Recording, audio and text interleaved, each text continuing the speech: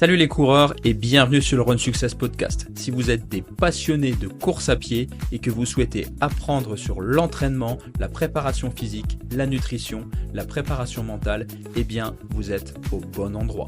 Dans chaque épisode, je reçois des sportifs de haut niveau, des sportifs amateurs accomplis ou encore des experts de l'entraînement.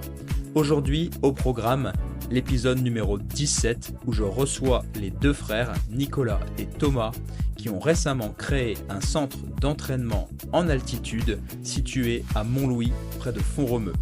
Ils ont également une chaîne YouTube intitulée la NTV. Ce sont vraiment deux athlètes au grand cœur, passionnés, avec de nombreuses connaissances. Aujourd'hui, vous allez apprendre sur l'entraînement en altitude.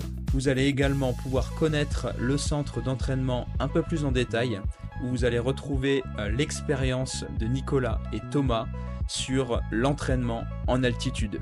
J'espère sincèrement que cet épisode vous plaira. Si c'est le cas, n'hésitez pas à laisser 5 étoiles sur votre plateforme de podcast préférée. J'en profite également pour vous rappeler que je suis coach expert en course à pied. J'organise votre entraînement de A à Z et pour cela, je vous propose un bilan 100% gratuit. Vous trouvez le lien en description de cet épisode. Vous pourrez me poser toutes vos questions et je vous aiderai à devenir la meilleure version de vous-même. Bon épisode et bonne écoute. À très vite. Bonjour à tous et bienvenue sur le Run Success Podcast. Alors aujourd'hui, épisode un petit peu particulier puisque c'est la première fois qu'on va être à trois sur un podcast. Je trouve que ça va être vraiment enrichissant. Alors aujourd'hui, je suis avec Nicolas et Thomas qui sont les fondateurs du NTV Training Center, qui ont également une chaîne YouTube et qui partagent beaucoup de contenu sur les réseaux sur la course à pied. Donc aujourd'hui, on va se faire un podcast où ils vont vous présenter un petit peu leur centre d'entraînement dans une première partie. Ils vont pas oublier aussi de se présenter. Et ensuite, on fera évidemment une partie sur les bénéfices de l'entraînement en altitude. Et on terminera où je vous présenterai un petit peu du coup mon approche du coaching puisque je suis coach en course à pied. Salut les gars, merci d'être présents. Salut, merci de nous avoir invités. Salut. Avec grand plaisir. Là, ce que je vous propose, c'est de revenir un petit peu sur votre histoire, en fait, vos débuts avec le sport et la course à pied. Et puis, vos débuts aussi, on peut presque parler d'entrepreneuriat hein, dans le sport. Comment en êtes-vous arrivé là? Alors, c'est Tom qui va commencer parce qu'il a commencé avant moi la course à pied et même le triathlon. Allez, Il va expliquer ça un ça peu. sera ça sera ça sera plus linéaire comme ça. Du coup, j'ai commencé, le sport à peu près à 12 ans. Au début, c'était, uniquement des petits footings avec mon père. D'accord. Voilà, c'était, purement pour le loisir. Il y avait pas du tout de compétition, il y avait pas du tout de temps, pas de montre, pas de chaussures carbone, rien de tout ça, rien de tout ça à l'époque. Donc là, ça fait à peu près maintenant, 12 ans que du coup, j'ai commencé un petit peu la course à pied. En parallèle, je faisais beaucoup de tennis, enfin beaucoup de tennis, OK. 2 fois par semaine, je faisais du tennis et à partir de 16 ans, je me suis dit: «Bah, je vais faire, du triathlon maintenant». C'est venu, après une discussion avec mon oncle, qui, connaissait un collègue à lui qui avait fait un Ironman. D'accord. Un Ironman pour ceux qui connaissent pas, c'est, 3,8 km de natation, 180 km de vélo et un marathon à la fin. Rien que ça, Donc ouais. quelque chose de bien croustillant avec cette discussion, je me suis dit: «Ah, c'est pas mal, ça a l'air intéressant ça» et du coup, à la rentrée après en septembre, je me suis inscrit dans un club de triathlon et j'ai commencé à plus m'entraîner. OK. Hem, donc voilà pour l'histoire de comment j'ai débuté à faire du sport, et après avoir fait 3 ans de triathlon, je suis rentré en prépa pour faire une école d'ingénieur. Et à OK. ce moment-là, j'ai eu un peu moins de temps pour, faire du vélo et de la natation. Ça prend énormément de temps. Il faut faire des sorties, longues le dimanche, il faut, aller nager plusieurs fois par semaine, ce qui est pas forcément mon point fort quand tu commences un peu tard, comme moi. Oui.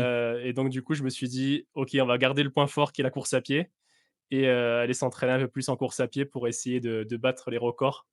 À l'époque, j'avais un peu de mal à progresser en course à pied. Je pense que je faisais un petit peu trop de choses, entre le vélo, la natation et la course à pied. Je m'éparpillais un petit peu Mmh. et depuis que je me suis concentré plus sur la course à pied, forcément, les temps après, ils descendent et voilà donc pour l'histoire, pour comment j'ai commencé et Nico, il m'a rejoint du coup, à l'époque triathlon.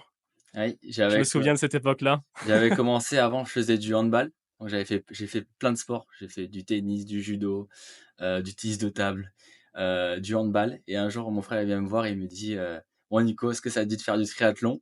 Bon, moi, j'avais aucune idée de ce que c'était. Je l'accompagnais, bon, sur des sorties, des fois, j'allais courir un peu on va dire, entretenir, entretenir le corps et le physique pour le handball et après, donc je me suis lancé au triathlon. J'ai fait un peu moins d'années que Tom sur triathlon, 1 an de moins, je pense. Après, on est OK. parti, bon, on a fait les demi de France de triathlon à Albertville, où c'est vraiment des super souvenirs. Et à un OK, moment, pas loin de pas chez moi, ouais. ouais. Et à un moment, est venue donc la course à pied. Donc on avait en fait une licence triathlon et une licence athlée en même temps. Et l'athlé a pris une ampleur plus en plus importante.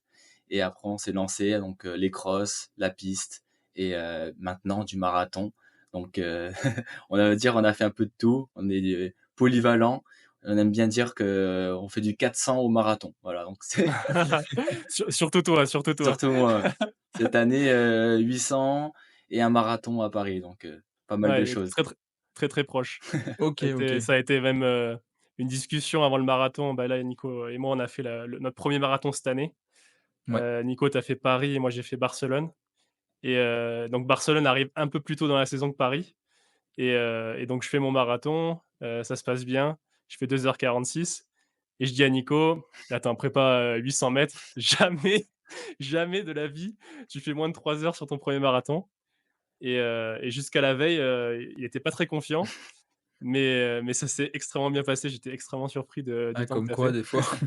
Ouais, ouais, c'était, bah, franchement, inespéré, hein. Enfin, je sais pas ce que tu en penses toi, Nico, mais Ouais, après quand même, j'avais fait quand même des sorties et ça faisait 4 ans que je courais donc il y avait c'est pas direct du jour au lendemain Ouais, il y où avait de j'ai fait ça. l'expérience quand même, un peu de volume Oui, dans les oui, jambes, quoi. parce que sinon après il y en a, ils vont dire que comment c'est Oui, oui. possible? Mais sinon, oui 2,49 à la fin, 4 au kill tout le long et encore Ouais, merci c'est beau. à Johan, il se reconnaîtra de m'avoir pace. Super et du coup, comment en êtes-vous arrivé à, à vouloir presque, bah, du coup, partager autant de contenu sur la course à pied et à créer carrément une structure, hein? Parce que de pratiquant à créateur de contenu running, Mmh. il y a quand même, un monde. Donc, vous avez quand même, franchi le pas, j'ai envie de dire, hein et qu'est-ce qui vous a donné envie de faire ça? Bah, on va dire qu'on consomme pas mal de contenu, sur internet avec Tom. Mmh. Ouais.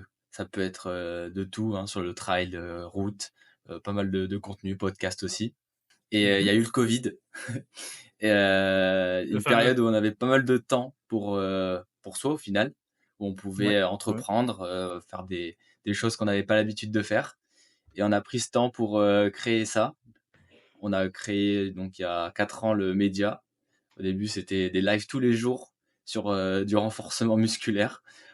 D'accord. C'était surtout, famille, hein, il y avait pas beaucoup de monde en plus, hein, on devait être 3-4 sur le live Ouais, et OK. on faisait ça, c'est les grosses journées ça. et on prenait beaucoup de plaisir à le faire. Donc on a continué, on faisait ça tous les jours et après on va dire au fur et à mesure, on a fait des vidéos, on a fait un test de 1000 m, je me rappelle aussi, des vidéos, test 1000 m, test 2000 et test 3000 je crois on a fait un peu tous les tests et après au fur et à mesure, on s'est pris au jeu parce qu'au final, c'est comme un jeu, hein. On est tous les jours, on fait, du contenu et Ouais, c'est vite passionnant, on voilà trouve vite le virus, ouais. et tous les jours, on pense à ça aussi. Ouais, ouais, ouais, Ça ouais, prend quand ça même cogite, ça pas mal cogite. de temps et même pour trouver des idées, Bien sûr. trouver des personnes aussi à interviewer. Je pense aussi c'est pareil pour toi Enzo, d'avoir, Oui, oui, le temps qui devient de plus en plus important. c'est ça. Et voilà, donc avec Tom, on a créé ça et maintenant, on continue et on essaie de se professionnaliser, de plus en plus. Voilà, à peu près pour l'histoire. D'accord, d'accord et au niveau du coup de votre vie professionnelle, actuelle, comment ça se passe? Hem, tu veux Vas-y que je vais Tom. commencer? Ouais. Du coup, en fait, pour faire un peu la liaison entre la création, de la chaîne et tout ça, Oui. du coup, à ce moment-là, il y avait le covid. Moi, je finissais mes 2 années de prépa pour faire une école d'ingénieur derrière. Mmh. Donc j'ai fait, du coup, après 3 ans d'école et là, j'ai fini juste, l'année dernière, du coup, mon école à Bordeaux, OK. en programmation et donc après l'école, du coup, bah, le centre, il était, presque prêt. Il restait encore un peu de travaux, là-haut à faire, mais ça s'approchait. Donc là, aujourd'hui, du coup, je gère le centre avec Nico Ouais. et à côté, du coup, je suis en télétravail, avec une entreprise autrichienne et du coup, je programme pour eux. Donc en fait, c'est à peu près la moitié du temps, pour le centre et la moitié du temps pour, la programmation. Mmh. Après on est 2 donc ça permet de remplir l'autre moitié du temps pour le centre. Comme ça fait, un temps plein pour 2 avec Nico qui a ses études. Donc au OK. final, on arrive à s'organiser comme ça. Du coup, chacun on a notre tâche, enfin «notre tâche» entre guillemets, on est spécialisé un peu plus dans certaines tâches. Oui. Moi, je me suis occupé du site internet. Mmh. Du coup, j'ai codé tout le site et toute la partie réservation et Nico, il était plus sur la partie Instagram, communiquer, faire de la pub, aller chercher les athlètes aussi pour faire des interviews, pour, les D'accord. amener au centre, pour montrer les lieux. Donc voilà, c'était un peu, c'est réparti. Il y a bien sûr nos parents qui sont énormément impliqués dans le projet. Mmh. Sans eux, ça aurait été impossible de lancer à nos âges, le centre. Notre père, il est artisan dans le bâtiment, donc c'est lui qui a refait toute la bâtisse. Hem, D'accord. il y avait énormément de travail, c'était quelque chose qui est quasiment en ruine, en fait, quand on est arrivé. Donc il fallait tout refaire. Ça a pris, 2 ans et demi, 3 ans Waouh! et donc à la fin de l'école, donc en fait, c'était au tout début de l'école qu'on commençait à en parler et puis à la fin de l'école, ça a bien matché et puis on a pu se lancer, dans le projet.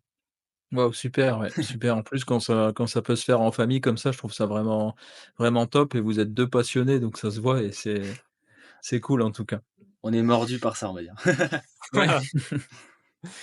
Et Ah, du coup, c'est comment vous avez procédé, pour justement, bah, communiquer, amener les athlètes, au sein du centre? Comment ça s'est fait toute cette phase un petit peu de développement? Et puis qu'est-ce qui vous a donné envie aussi de créer ce centre? Il y a eu un élément déclencheur pour choisir ce lieu, vouloir recevoir des athlètes? À nous, alors ça faisait donc ça fait 4 ans qu'on a le média. Donc Ouais, on va dire qu'on s'est servi aussi de la de la communauté, visibilité, bien sûr. forcément la communauté qu'on avait en course à pied pour promouvoir le centre. Donc on va dire qu'on n'a pas changé trop notre contenu.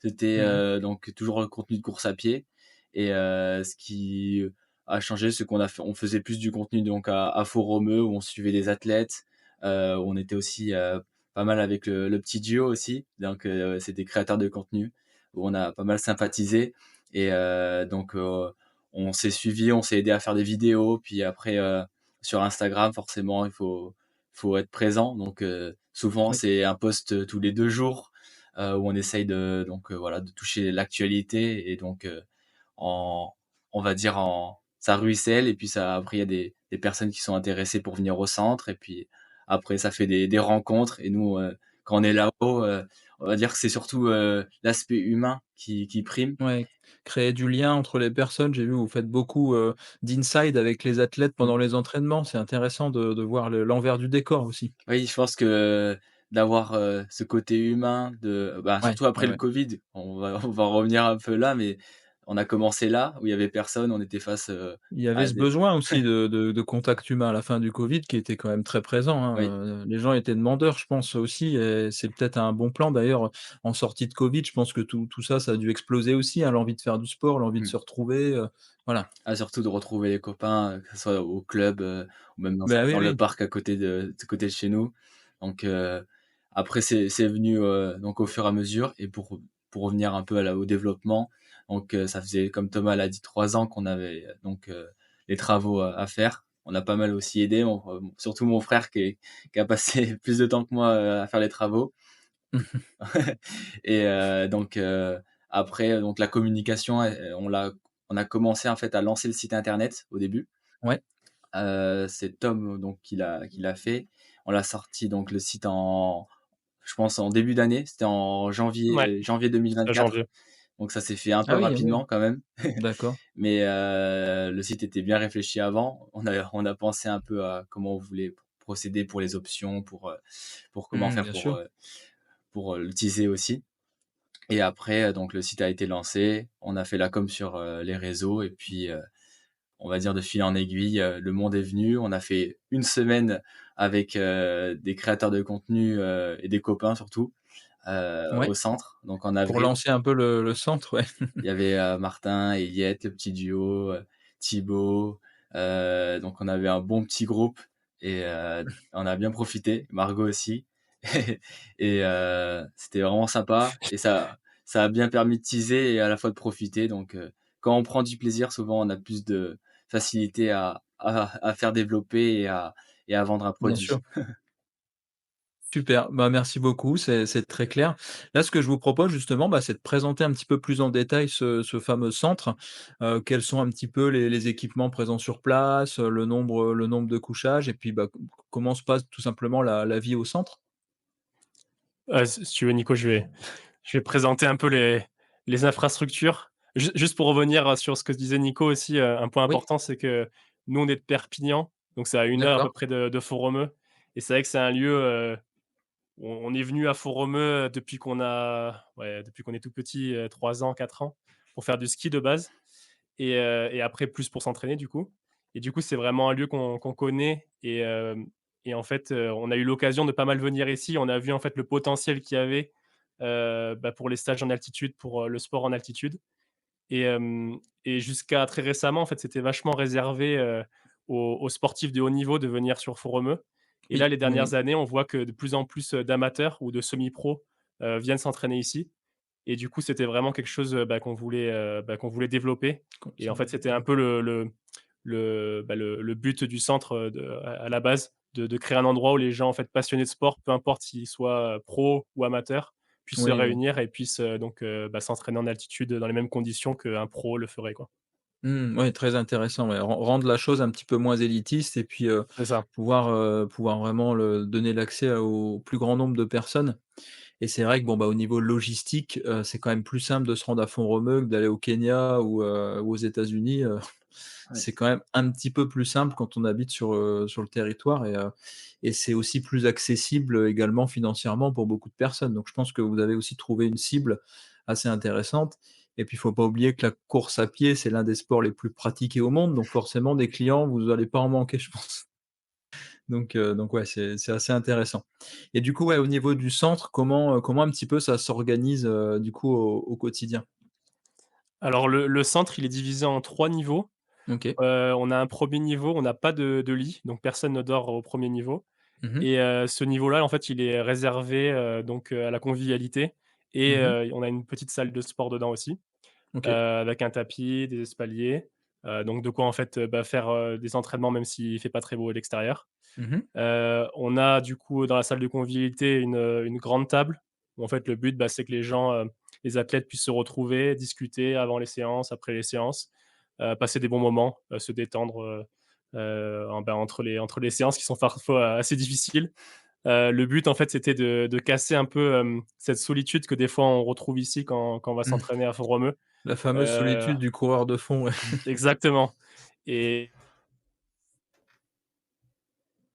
Et en fait, on a eu pas mal de retours aussi de personnes, qui avant étaient venues s'entraîner ici et qui en fait étaient, Oui. tout seuls dans leur appartement et donc forcément au bout de la première semaine, la plupart du temps ça va. On arrive à appeler les copains, on arrive à se dire: «Oh, «Ça va passer». Mais au bout de 2-3 semaines d'entraînement, si on n'a pas des gens avec qui parler, si ça rigole pas un petit peu, ça devient vite difficile. Surtout si on n'est pas athlète pro, il faut du contact humain Bien et sûr, donc bien sûr. cet étage-là, en fait, c'était vraiment, dans cet esprit-là que les gens puissent se retrouver et Mmh. discuter. Donc ça, c'est pour le premier étage, et ensuite on a 2 autres étages, donc avec les appartements. On a au deuxième étage un appartement pour, 8 personnes qu'on a divisé en 2 chambres de 4 personnes, avec, cuisine, salle de bain. Donc tous les appartements sont équipés, de fait en fait que, les personnes puissent rester dans l'appartement sans avoir besoin de descendre, dans la salle de D'accord. Ouais, ouais, convivialité on est vraiment tout pour équipé, cuisiner. ouais. C'est ça. Le but, c'est en fait que les gens aient en fait le choix entre soit rester dans leur appartement s'ils ont envie d'être un peu plus, tranquilles tout seuls ou soit de Mmh. descendre et partager avec les autres. Donc c'est chacun en fait qui décide, ce qu'il a envie de faire. S'il a envie de Mmh. cuisiner avec les autres ou s'il a envie de cuisiner, dans son appartement. Et ensuite, on a le dernier étage qui est dans le même esprit, donc là avec 2 appartements, pour 4 personnes. Donc il y en a un qui est réservable, qui est privatisable et l'autre, on appelle ça la coloc sportif. La coloc sportive, c'est, un appartement où il y a 3 places et on peut réserver du coup au lit. Donc là, en fait, c'est destiné aux personnes qui ont pas forcément de collègues d'entraînement avec qui, monter, sur Font-Romeu et ils ont quand même envie de venir s'entraîner. Des fois aussi, c'est complexe, même avec des très bons amis, de trouver des disponibilités, d'être, Oui, d'accord sur quand on y va, avec qui on s'entraîne. Donc là, le but, c'était vraiment de faciliter. Si on a envie d'y aller, on vient tout seul, il y a pas de souci, on rencontrera du monde là-haut. Il y aura pas ce frein de: «Je monte tout seul, ah oui, mais je vais être peut-être un peu solitaire et tout». Donc là, on essaye de proposer plusieurs formules, des formules un peu plus tranquilles tout seul, des formules où tu partages un peu plus, tu rencontres des gens et mmh, donc le but, en fait, c'était d'un peu toucher un peu toutes les facettes de coureur, quoi. d'accord, très bien. Et du coup, comment ça se passe concrètement si on veut venir chez vous? Faut réserver combien de temps à l'avance? Quelles sont un petit peu les tarifications? Comment ça s'organise? Alors c'est, Tom donc qui a fait le site internet et on peut donc directement, réserver, sur le site, en ligne. Donc là, c'était Mmh. on va dire un souhait de notre part de faciliter aussi, la réservation pour les personnes qui Oui. souhaitent, venir et on est à partir de 24 € par personne et Mmh. on le prix max, c'est 52 € par personne. En fait, ça dépend du nombre, de personnes avec qui on vient. Donc, Mmh. si on vient à 4, on peut très bien, voilà, trouver, un prix de 24 € par personne et Oui. quand on vient tout seul, par exemple, dans les lits, en haut, c'est à partir de 52. Après, voilà, ça dépend aussi de la période, mais, voilà à peu près pour les prix et après sinon la question c'était, pour, je Non, non, tu as non, bien OK, tout bah, répondu. C'était vraiment les conditions un petit peu de réservation. Donc justement, je mettrai votre site internet en description, de cette vidéo, hein. Elle sera le lien sera également présent sur les différentes plateformes de podcast. Donc si vous souhaitez réserver un centre, un séjour au centre, pardon, n'hésitez pas surtout. Directement le Maintenant, centre. je pense que vous serez bien accueillis, j'ai pas de doute là-dessus. Maintenant justement, ce que je vous propose, c'est de faire un petit peu la transition avec l'aspect, entraînement, en présentant un petit peu les abords de Font-Romeu. Donc j'ai cru comprendre que Font-Romeu, on était à 1 800 mètres d'altitude, si je me trompe pas, grosso modo. c'est ça. Donc je vous laisserai justement présenter un petit peu, les avantages d'aller s'entraîner là-bas, hein, que ce soit sur la diversité des parcours, le fait de pouvoir s'entraîner aussi à différentes altitudes. Je crois qu'on a le lac Matmal qui est à Oui, 1 600 si je dis pas de bêtises. 1 500 un peu, mais 1500, ouais. environ, ça dépend de Où OK. est-ce qu'on se trouve sur le Black? Et vous avez un autre spot, lac Comballe, je crois, qui est à 2000, et quelques, c'est ça? La calme, la là calme. quand même. Mmh La Calme, 2000 et mh. Mmh. quelques. Ouais, donc, vous avez quand même, une palette d'altitudes assez intéressante. On en parlera, hein, pour l'entraînement en altitude, mais je pense que c'est intéressant en fonction des séances et des capacités, on va dire, que vous voulez travailler, d'aller jouer un petit peu comme ça avec les différents parcours, d'entraînement. Donc si vous pouviez justement présenter un petit peu les lieux, les différents itinéraires pour faire les séances, comment ça s'organise? Alors, en fait, le centre, il se trouve, entre Font-Romeu et le lac de Matmal. C'est Mmh. les lieux les plus, prisés pour aller courir. Donc on est Oui. à 14-15 minutes de Matmal et 10-15 minutes de Font-Romeu, donc on est entre les 2. Il y a une route avec OK. un rond-point et on est au niveau du rond-point, donc ce qui est bien, c'est que ça permet de pouvoir, aller facilement donc au spot. C'est l'épicentre, C'est ouais. ça. Donc on est dans une forteresse, donc ça donne un peu de charme aussi, à l'endroit et forteresse, Vauban et Font-Romeu, c'est la piste, donc c'est souvent pour les séances, on va dire un peu plus, d'intensité Mmh. où on veut plus faire attention aux allures, on va dire et Oui. la calme, donc c'est en haut de Font-Romeu, c'est où là il y a les pistes de ski, Mmh. l'hiver. Donc c'est à 2 200 mètres d'altitude. Là, c'est plus pour D'accord. les footings, les 30-30. J'avais suivi donc Yoann, Koval et Yoann Oui. Durand sur une séance là-haut, et là, donc c'est les 30-30, pas plus. Après, il y en a qui font des séances un peu plus, avec plus d'intensité, mais Oui, là, c'est très taxant. En 2100, on en parlera après, mais c'est vrai que d'un point de vue physio, après la récup est beaucoup plus compliquée, à ces je altitudes, pense que, ouais, effectivement. les premiers jours, on conseillerait pas trop d'aller là-haut, à part si c'est pour Ouais, faire, une petite marche, une petite randonnée avec un peu de course, oui, ça peut être bien aussi pour, s'acclimater, dans une optique d'acclimatation, ouais. en effet. Et après on a le lac de Matmal, donc c'est 1 500, et là vraiment Mmh. c'est les séances, marathon, semi, pour faire de la route, pour faire, du Mmh. kilométrage, plein. Mettre un peu de volume, spécifique, ouais. Pour les amoureux, de la borne, c'est parfait. Comme, Guillaume Du Ruel, bitume. voilà, du bitume, Oui, Guillaume il Ruel. m'en a pas mal parlé Guillaume Bruel, ouais, c'était son spot, Ah oui, pour 50 ki borner, ouais. je l'ai suivi sur 50 kilomètres, 10 tours du lac, pas mal. Pas à côté du lac parce que le lac il fait 8 kilomètres, mais il y a des parcours qui sont, on va dire, sur du bitume tout le long, et Oui, ça fait les kilomètres qu'on veut, on va dire. Si on veut aller jusqu'à la Formiguère pour les connaisseurs, ça peut le faire. Et donc voilà à peu près pour les spots. Après il y a la Yaoz aussi. Ce qui est bien en fait là-haut, c'est comme, tu disais, c'est on peut jouer avec les altitudes et on peut jouer aussi oui, avec les oui, oui. spots, et on se lasse pas d'un spot si un jour on veut Les changer. surfaces d'entraînement, ouais, ouais, ouais. Il y a le Ouais, il y pot a énormément d'itinéraires, que ce soit peut-être en trail également, vous avez quand même Ouais, des trailers qui viennent sur place, qui recherchent un petit peu de technicité, des choses comme ça, il y a il y il y a a il il y a Kylian y a de Jornet, quoi faire. il y a Kylian Jornet qui passe souvent là-haut. Il a des Ah ouais, circuits donc aussi au niveau du lac des Bouilloux où il y a la Kylian, Jornet classique, si je me trompe pas, ou des courses, où on peut le voir, souvent, quand il est dans les parages. Bon là, il est pas sur Foromeux, hein, actuellement. ouais, Il là, il a s'entraîne fini dans son périple là, dans le nord, mais voilà, on peut croiser aussi les athlètes. C'est ça qui est aussi, sympa des athlètes, Oui, oui, oui. qu'on a l'habitude de Mmh. voir, derrière notre écran. Mais là, ils sont Oui, ils sont là et on peut facilement discuter aussi avec eux. C'est ça qui est bien, c'est qu'il y a une ambiance montagne, et donc souvent on dit bonjour à convivial, tout le ouais. monde, quand on fait un footing, et ça rend tout de suite, la chose plus sympathique, on va dire. OK, Beaucoup super d'étrangers aussi intéressant. qui viennent. D'accord, OK. Beaucoup d'étrangers aussi qui sont là. Encore ce Ouais. matin là, je suis parti faire un footing en partant directement du centre, Mmh mh. et j'entendais derrière, des personnes parler en anglais, et ouais, c'est vachement international. Il y a beaucoup de personnes qui viennent un peu de partout, Mmh. d'Europe surtout, hein. Un peu plus, du monde entier quand il y avait les JO parce que forcément c'était à Paris, donc c'était proche de l'échéance. Mais oui, beaucoup de personnes qui viennent, aussi d'Espagne. On est proche de l'Espagne. Le centre, c'est à peu près à 25 minutes de l'Espagne. Donc D'accord. c'est aussi, une petite sortie qu'on aime bien faire à la Puigcerdà, la première ville espagnole en partant du centre. On y va assez souvent. En plus, c'est un peu plus bas en altitude, c'est à 1 200. Ça peut être OK. aussi, hein, une solution, pour les premiers jours, quand on arrive, de faire des séances là-bas. Nous, on l'a Oui. encore jamais fait, mais je sais qu'il y a pas mal d'athlètes qui partent justement, dans ce côté-là pour faire les premières séances quand ils arrivent.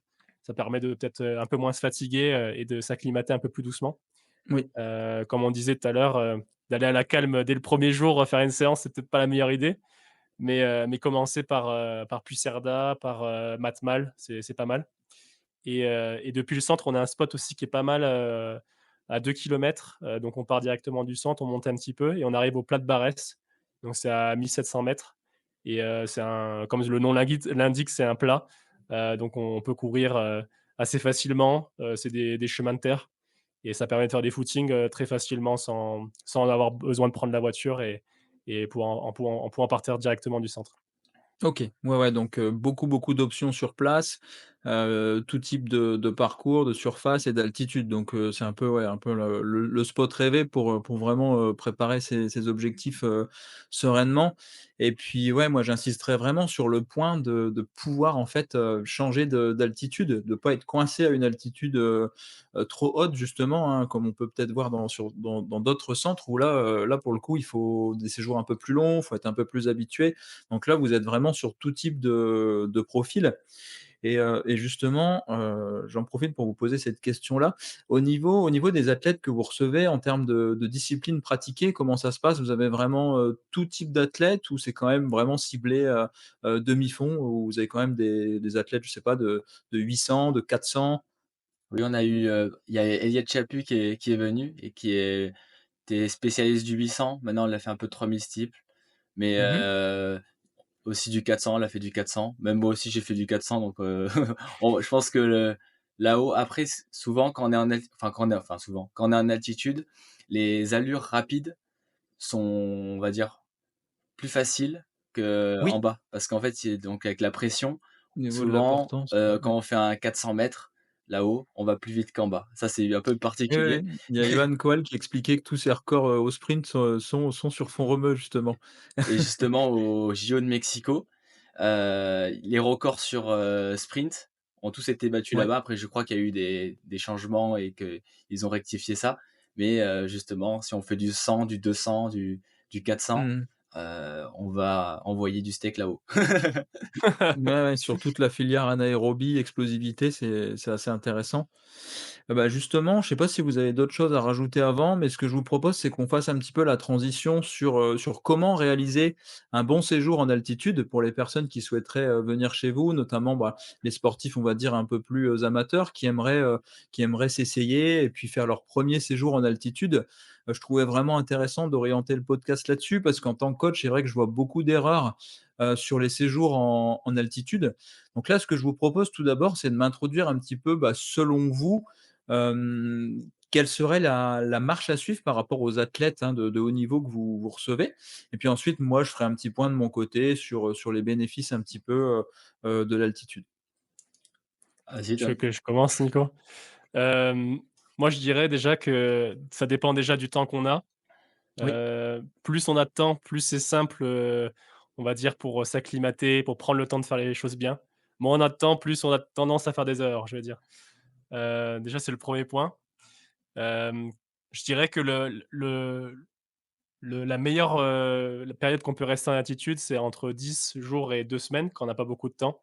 Mmh. En dessous, ça commence à être un peu complexe parce qu'il y a des jours d'acclimatation au début et on est un peu frustré, en fait, de pas pouvoir faire des séances.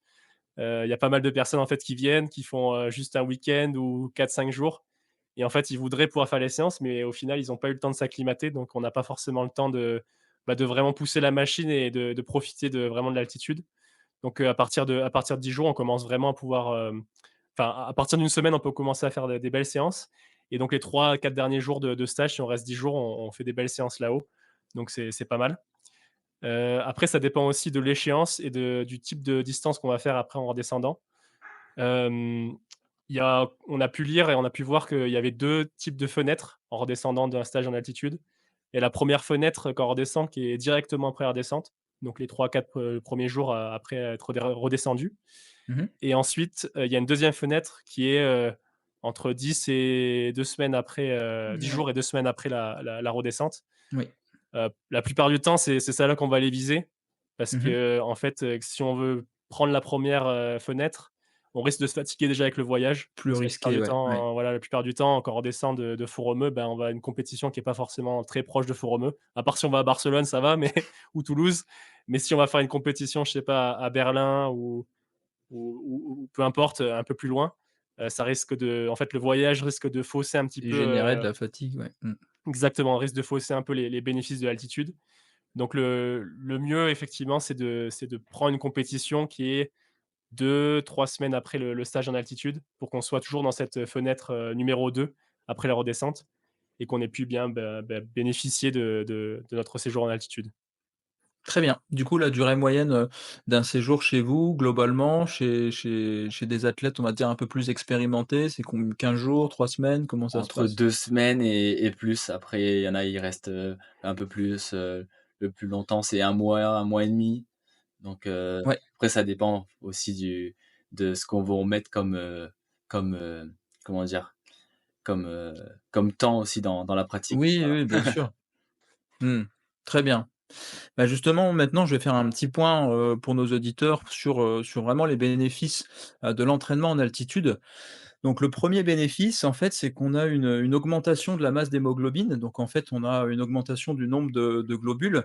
Donc ce qu'il faut savoir, c'est qu'au-delà d'une certaine altitude, en fait, c'est le pourcentage d'oxygène dans l'air qui change, donc la densité, ce qui force le corps à s'adapter et à générer des adaptations. Donc on va avoir en fait une aisance respiratoire qui va s'installer.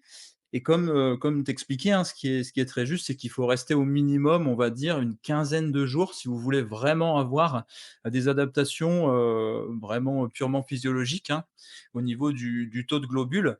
Et après, c'est vrai qu'on s'est souvent sous-estimé, mais il y a aussi d'autres adaptations, notamment les adaptations, mentales et la réduction un petit peu du coût énergétique. parce que forcément quand on fait, des séances comme ça en altitude, on pousse le corps à s'adapter, donc chaque séance est beaucoup plus dure et donc le mental, forcément travaille plus et quand, vous retournez en plaine, bah, vous êtes beaucoup plus à l'aise et vous arrivez à capter plus facilement l'oxygène, pour l'apporter directement, aux muscles. Donc ça, c'est vraiment, on va dire, le principe phare, de l'entraînement en altitude et après, en effet, au niveau des risques, bah, très souvent, on se retrouve avec des personnes qui cherchent tout de suite à faire de la qualité, souvent trop en altitude en arrivant et là, bah, ça peut vraiment avoir des conséquences assez dramatiques, hein. On peut carrément se cramer dès le début du séjour avec un surentraînement qui s'installe, des problèmes de sommeil et des problèmes d'irritabilité et donc du coup, c'est assez compliqué, ensuite de pouvoir vraiment profiter du séjour. Donc au niveau des recommandations, bah, vous me le confirmerez, hein, les au niveau des conditions, c'est vraiment de rester 5 jours, 5 à 8 jours en acclimatation. Ça, c'est vraiment important. Alors, je sais que tout le monde, malheureusement, n'a pas les moyens de le faire. Il faut vraiment, accepter le fait qu'avant 5, 8 jours, il faut vraiment rester calme et donc sur du footing et pourquoi pas, comme tu le disais Nicolas, faire des 30-30 par exemple, mais enfin des 30 secondes rapides plutôt, mais avec une récup beaucoup plus longue. Une récup de 1 à 2 minutes par exemple. Vous allez simplement travailler sur la vitesse, on va dire travailler plus de manière biomécanique en fait sur la filière, plus anaérobie et vraiment prendre des grosses récup et puis le reste du temps, bah, ça va être vraiment des footings en endurance fondamentale et à partir de 8 jours, bah, pouvoir varier un petit peu l'entraînement en mettant de plus en plus d'intensité. Donc globalement, voilà un petit peu mes recommandations, là-dessus. Je ne sais pas si vous avez justement des choses à ajouter en fonction de votre expérience de terrain sur les athlètes présents au centre? Oui, souvent on fait des 30-30 pour s'acclimater ou même des 31, ça dépend aussi, de l'envie, Oui, de l'envie du jour et après forcément, oui, le footing 30-30 et ce qui est bien, c'est que comme on est en groupe et souvent quand on est en stage, il y a une chose qui est sympa, c'est qu'on peut faire la sieste, en fait et au final, quand on est dans une journée, on va dire pro, où on a le oui, travail, la vie, à côté, hein, forcément. Enfin, quand bien on est sûr. amateur, il y a tout le à côté de la course à pied, qui rentre en jeu et d'être là-haut, on va dire, de vivre l'expérience course à pied, ben, ça permet à la fois de progresser, et à la fois de faire des rencontres et aussi de prendre du temps aussi, dans sa pratique et pour soi, donc on va dire c'est un combo Ouais. gagnant, quand on veut progresser et on veut découvrir aussi, ben, ce que vivent les pros, on va dire en dans leur vie, on va dire, que ce Dans leur soit, dans quotidien leur de quotidien, sportif, ouais. que comme tu l'as dit, que ce soit, au Kenya, au Potchefstroom, ou à Flagstaff aux États-Unis. Oui. Donc ça permet d'avoir cette expérience et de repartir, voilà, des étoiles, plein les yeux. Oui, oui, et puis de manière en plus pratique comme on le disait, hein, vu que c'est en France, c'est pas trop loin, c'est beaucoup plus facile de le faire chez vous et je trouve ça vraiment intéressant de l'avoir rendu accessible au plus grand nombre et c'est pour ça que, bah, voilà, il faut vraiment, vraiment respecter, hein, ces conseils un peu fondamentaux si vous voulez vraiment profiter de votre séjour à 100. Et ensuite, bon, bah, tu as tout expliqué justement sur la redescente, hein, la fameuse fenêtre. Donc il y a 2 types de fenêtres, une fenêtre très courte et puis une, plutôt à 10, 12 jours. C'est vrai que c'est beaucoup plus, juste, et sécuritaire de prendre la deuxième fenêtre. Et après, encore une fois, d'expérience, je trouve qu'on n'est pas tous égaux à ce niveau-là et il y a un peu tout type de de méthodes maintenant.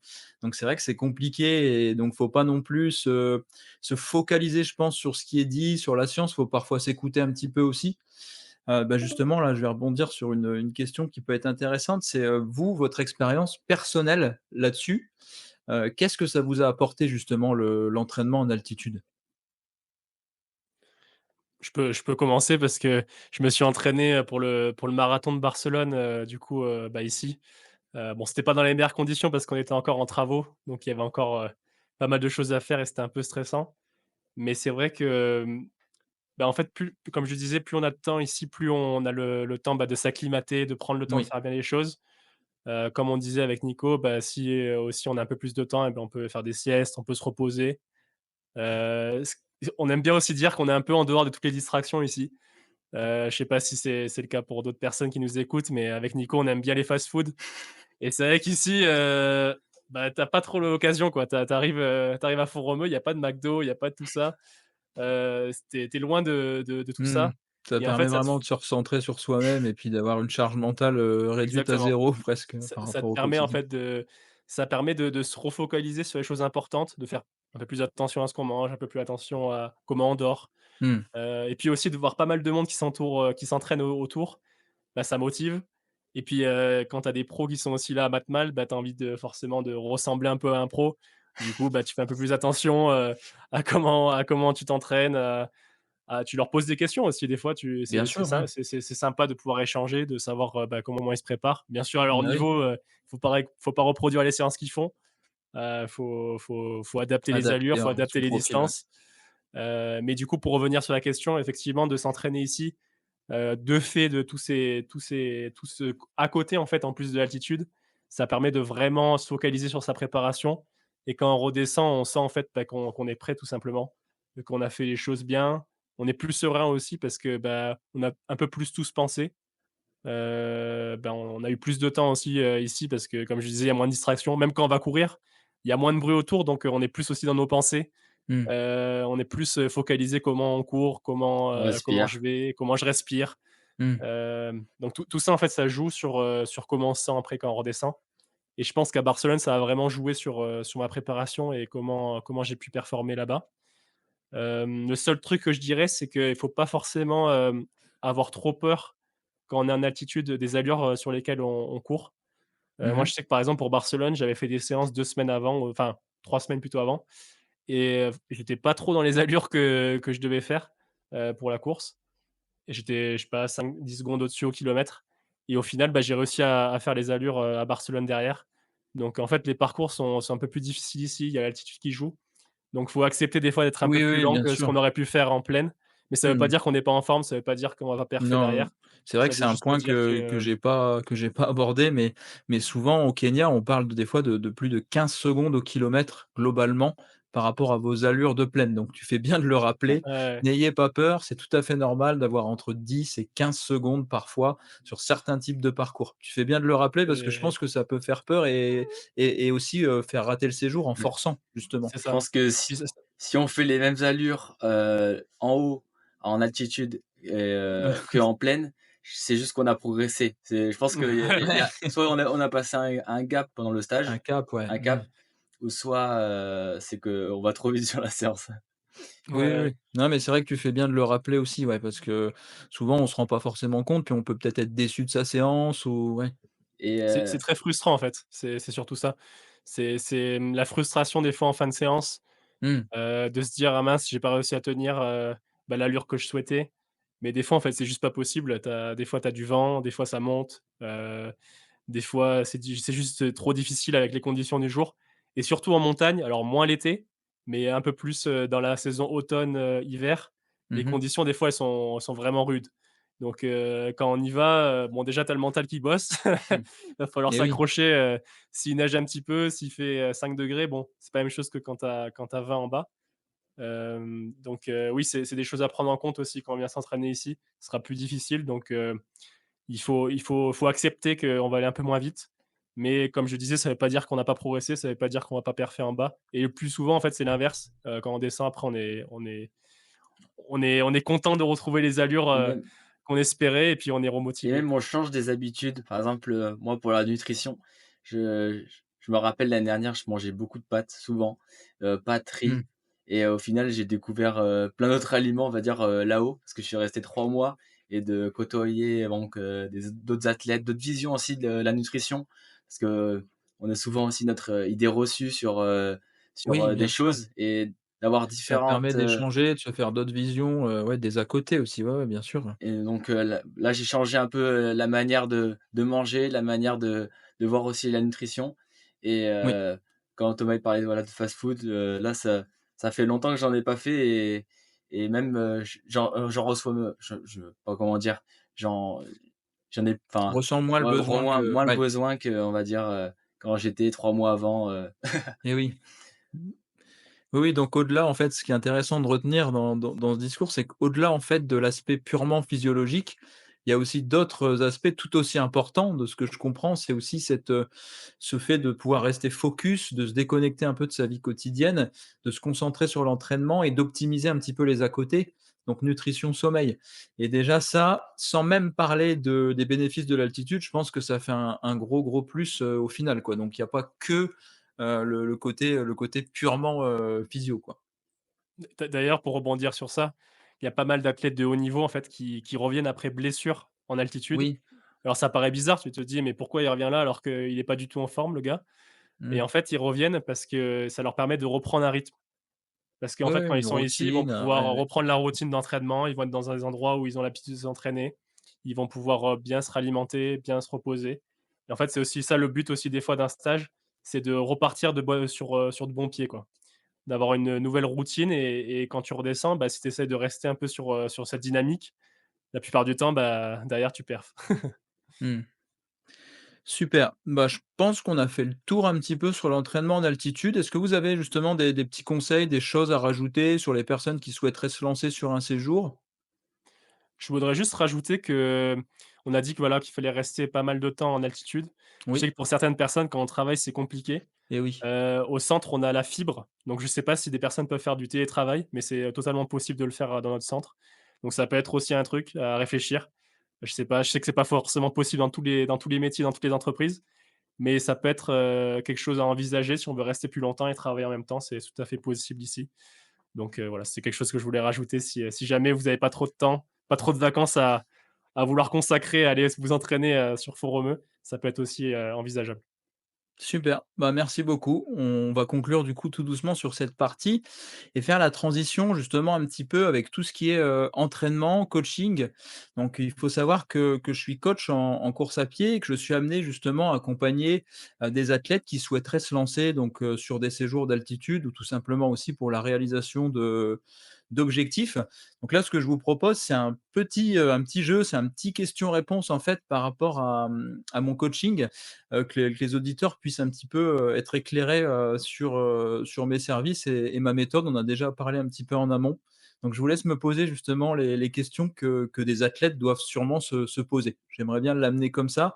Ça permet d'être, justement très libre et puis de vous mettre à la place en fait, des athlètes. Alors Tom, il prépare un marathon, en ce moment, donc on va dire, quand est-ce que tu conseilles de te mettre au marathon? Est-ce que, c'est, on va dire, c'est souvent on met souvent ça sur un piédestal, marathon, faut faire un Oui. marathon et toi, qu'est-ce que tu en penses de ça? De de de faire un marathon le plus vite possible ou, prendre le temps, faire, des distances un peu plus courtes? Alors c'est une très, très, très bonne question qu'on me pose, tout le temps. Je dirais qu'il y a 2 philosophies. Il y a la philosophie performance et la philosophie plaisir. Alors, ce qu'il faut comprendre, c'est que si vous souhaitez être performant sur marathon, il va falloir accumuler, des séances de qualité, prendre de la vitesse, accumuler du volume et de l'expérience. Il faut savoir que le marathon, c'est une discipline qui demande de l'expérience. Mais je sais que selon votre investissement, c'est vraiment ça qui va compter, selon l'investissement que vous êtes prêt à mettre, vous pouvez, si vous êtes vraiment motivé et discipliné, arriver rapidement au marathon. Tout est une question de discipline à l'entraînement, de volume, de la gestion de la nutrition. Mais c'est vrai que très souvent, malheureusement, on voit beaucoup de personnes qui souhaitent tout de suite se lancer sur le marathon et qui se dégoûtent un peu de la course à pied avec des contre-performances, un petit peu à répétition, les blessures. Donc, je dirais qu'il y a plusieurs écoles. Si vous souhaitez performer, peut-être prenez le temps, faites du 5, faites du 10, faites des semis, faites même des distances plus courtes, hein, 800, 1500, 5000 pendant plusieurs années.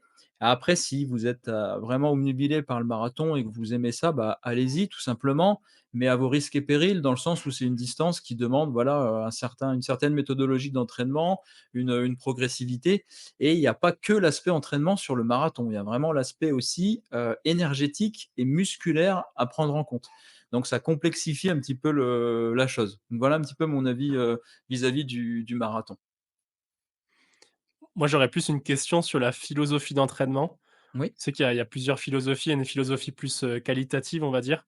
On fait oui, moins de séances et on fait plus plus d'intensité d'intensité, bien sûr. et une philosophie plus de volume. Pour toi, qu'est-ce qu'est la meilleure approche? Alors c'est une très, très bonne question et justement je vais vous parler de mon histoire parce qu'en fait, moi j'ai vécu un petit peu le choc des 2 philosophies, sur moi-même, hein. J'ai commencé la course à pied à l'âge de 13 ans, voilà. Tout d'abord parce que je souffrais de harcèlement scolaire, donc c'était vraiment une colère à lâcher dans la pratique du sport.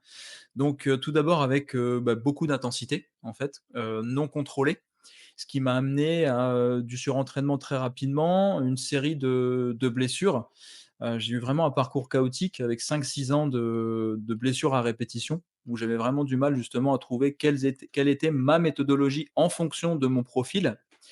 Et je me suis rendu compte en me formant, grâce à un séjour que j'ai effectué au CERS Cap-Breton, qui est un grand centre de réathlétisation pour sportifs de haut niveau, je me suis rendu compte qu'en fait, c'était possible de courir sans blessure, de prendre du plaisir et de performer sans justement avoir à pousser sur chacune des séances.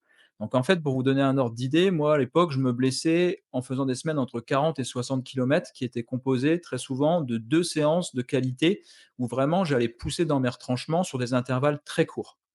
Donc moi, j'ai vite compris que selon mon profil, ça ne collait pas. En plus de ça, le principe d'endurance fondamentale n'était pas respecté. Donc c'est vraiment ce que j'ai remarqué, c'est-à-dire que les jogs étaient toujours courus trop vite et en plus on forçait sur les séances de VMA. Donc ça, c'est l'approche qu'on voit trop souvent malheureusement, les erreurs commises au départ. Ensuite, j'ai eu un changement de philosophie, donc par rapport à mon profil, hein, je me suis vite rendu compte que le fait d'accumuler du volume en contrôle, d'avoir une grande consistance à l'entraînement, de capitaliser plutôt sur le seuil et l'approche aérobie, m'a vraiment permis de progresser de manière plus constante et de ne pas avoir ce fameux plafond de verre qu'on a quand on fait beaucoup de VMA, c'est-à-dire on progresse très vite, mais on arrive à un fameux, ce fameux plateau. Et c'est vraiment ce que j'ai remarqué, c'est ce qui m'a permis d'exploser ensuite sur les distances supérieures à 10 kilomètres. C'est vrai qu'en France, je trouve comment dire ça, on met trop la VMA sur un piédestal, peu importe la distance. Et selon moi, c'est pas forcément indispensable. Et je pense qu'on peut se préserver des blessures à 100 kilomètres semaine et on peut se blesser à 40. C'est vraiment ça qu'il faut retenir, c'est la gestion de la charge d'entraînement, c'est-à-dire la répartition de l'intensité. Et justement, ma méthode, elle est basée à 100% là-dessus, c'est-à-dire que je prends en compte le profil du coureur. Si je suis sur quelqu'un qui est plutôt rapide et type 1500, qui a fait beaucoup de VMA, ben, on va plutôt capitaliser sur l'aérobie. Ensuite, si je prends un profil qui est plutôt lent, qui a jamais fait de vitesse, bon, pourquoi pas faire quelques cycles de VMA, mais c'est vraiment en fonction du profil et toujours en contrôle. Je suis jamais vraiment sur l'optique de se donner à fond. J'ai toujours besoin que mes athlètes aient 1 ou 2 répétitions dans les jambes encore, ce qui permet vraiment de garder cette constance et cette régularité. Donc Merci. voilà un petit peu. C'était une bonne question parce qu'au final, ça représente vraiment, la méthode que j'ai mis en place et qui est une méthode très individualisée en fonction du profil de chaque athlète, quoi. Donc bonjour à tous, on se retrouve cette fois-ci pour, poursuivre, notre échange parce qu'en fait, on a eu un petit problème technique en termes d'enregistrement, son. Donc là, je vous propose de reprendre avec nous sur, justement la série de questions par rapport à la méthode Run Success. Donc là, on s'était arrêté, si mes souvenirs sont bons, à la question de Thomas qui était, très intéressante sur ma philosophie de l'entraînement, qualité-volume. Donc j'avais traité ce sujet. Là, ce que je vous propose, les gars, c'est de retrouver de nouvelles questions comme ça en impro total et moi, je serai là pour, justement y répondre et ce sera beaucoup plus fluide aussi. Allez, je commence. Alors c'était, concernant donc, l'aspect mental et l'importance, que tu portais, à cela. Oui, alors comme je l'expliquais en fait en début de podcast, moi je travaille sur 3 piliers. Donc, l'entraînement bien entendu, la nutrition et la préparation mentale. Donc en fait, ça fait partie, intégrante de la méthode, mais pas forcément que la préparation mentale axée performance, mais aussi l'aspect, charge externe, charge d'entraînement externe. Donc je m'explique, c'est-à-dire que je vais vraiment prendre en compte le caractère, de mon athlète. Je vais prendre en compte son métier, je vais prendre en compte sa vie familiale et tout ça pour moi, ça rentre dans ce qu'on appelle justement une charge mentale et cette charge mentale, elle peut être destructrice ou au contraire nous amener à de grandes performances. Donc c'est tout d'abord quelque chose que je prends en compte effectivement dans le suivi des athlètes, cette charge mentale, externe à la course. Et ensuite, on a, le côté préparation mentale où cette fois-ci, effectivement, on va parler plus sur le terrain en termes de performance, en termes de, bah, comment résister plus à la souffrance, comment aller, plus facilement au bout d'une séance. Toutes ces choses-là, on travaille un petit peu dessus avec, notamment beaucoup de la visualisation. Voilà, je travaille beaucoup là-dessus, c'est-à-dire qu'on va se concentrer sur des points bien précis. Par exemple, si on prépare une course où on a été repérer un petit peu le parcours, on connaît un petit peu l'ambiance, ben, on va essayer de se faire un discours interne positif et puis de visualiser un petit peu les sons, les odeurs, les images pour le jour J, être moins stressé et avoir en fait eu l'impression d'avoir déjà vécu le scénario dans lequel on se retrouve. C'est surtout là-dessus que je fonctionne. Après, il existe une multitude de méthodes de préparation mentale. Moi, c'est surtout celle-ci, c'est-à-dire un discours interne répétitif sous forme de visualisation, ce qui permet d'être moins stressé à l'approche de l'événement et pendant l'événement aussi en gérant les imprévus. Qu'est-ce que je voulais dire? Pour, la visualisation mentale, je sais qu'elle est souvent, utilisée, donc quand on est blessé. Donc toi Oui, tu l'utilises, heu oui. et donc quand un athlète est blessé par exemple, qu'est-ce que tu mets en place pour, revenir, le plus rapidement possible? Alors ça, c'est une très bonne question également. Alors déjà, la blessure, la première chose, je pense, ça va être de gérer la frustration, déjà, au niveau de l'athlète, parce qu'il y a forcément une grosse frustration qui s'installe. Donc le premier conseil que je pourrais donner, c'est arrêter de se comparer aux autres, déjà, premièrement. Arrêter de vouloir à tout prix, retourner le plus vite possible à l'entraînement sur des grosses séances. Donc c'est déjà se laisser le temps. Alors il y a 2 écoles. Il y en a qui préfèrent rester dans le moule, aller voir les copains au stade. Il y en a d'autres, qui préfèrent, fuir parce qu'ils ont peur de ils ont cette frustration justement. Donc là, il faut trouver un petit peu son camp, mais moi je dirais quand on a une blessure assez sérieuse, bah, se reconcentrer sur d'autres aspects de la vie quotidienne aussi, prendre du temps pour soi. Donc ça, c'est la première chose. Pour moi, c'est la première étape, c'est-à-dire c'est ce que j'appelle l'acceptation un peu de la blessure. Ensuite, une fois qu'on a accepté la blessure, bah, on a effectivement un chemin de reconstruction. Là, ça va passer par beaucoup de préparation physique, beaucoup de réathlétisation et couplé à des toutes petites séances de course à pied en fréquence. Vaut mieux courir souvent que trop d'un seul coup. C'est-à-dire mieux vaut faire, 8 footings de 10 minutes que de faire 3 fois 20 bornes dans la semaine, déjà. Ça, c'est en termes un peu de méthodologie pour revenir. Ensuite, sur l'aspect mental, bah, effectivement, on peut travailler sur la méditation, on peut travailler sur la visualisation, où en fait on se voit en train de courir et étonnamment, le fait de visualiser le geste, très régulièrement, on revient plus vite à l'activité derrière. Et par rapport aux blessures, hem, aussi on parle souvent de renforcement musculaire, du rôle du renforcement musculaire. Quelle est ta vision de cette partie-là de l'entraînement, du renforcement musculaire? Est-ce que tu le vois plus en début de préparation, en vue d'un objectif ou est-ce que c'est plus quelque chose pour toi pour prévenir des blessures? Alors moi, le renforcement musculaire, je le vois, il fait pour moi partie intégrante de ma méthode. C'est vrai que c'est quelque chose de très sous-coté, je trouve, le renforcement musculaire. Donc il y a effectivement, comme tu l'as très bien dit, un peu 2 écoles, donc soit la prévention, soit la performance. Moi, je suis vraiment sur les 2. C'est-à-dire qu'on va opter pour une routine de prévention des blessures, effectivement, même une routine d'activation musculaire que j'aime bien faire avant les séances avec une bande élastique pour activer un petit peu tous les groupes musculaires avant le footing. Ensuite, on va partir, plus sur des programmes axés performance. Donc là, ouais, effectivement, avec le développement notamment de la force maximale, de l'endurance de force et c'est prouvé scientifiquement maintenant, voilà, il y a énormément de preuves là-dessus. La force maximale serait le meilleur moyen d'améliorer ses performances en course à pied. Contrairement à ce qu'on a longtemps pensé, c'est pas l'endurance de force. Donc c'est du travail entre 4 et 6 reps en force max mais par contre, ce travail est très taxant pour le système nerveux, de une, demande une technique parfaite et en 3 demande une logistique, bah, une grosse logistique d'organisation parce qu'il faut se rendre à la salle, il faut prendre un abonnement et cetera. Donc moi, j'aurais plus tendance à dire si vous êtes vraiment performant, si vous voulez faire les choses bien, bah, apprenez à travailler en force, apprenez vraiment la musculation, en force, hein, donc squat, deadlift, hip thrust, voilà, surtout ces 3 exercices-là. Et sinon, bah, comme beaucoup, hein, faut quand même le dire, si vous n'avez pas accès à des infrastructures, si vous maîtrisez pas les techniques, bah, faites plutôt des circuits training, notamment avec des kettlebells, des choses comme ça, donc du travail un peu au poids du corps aussi, ou avec de petites charges additionnelles, c'est quand même intéressant.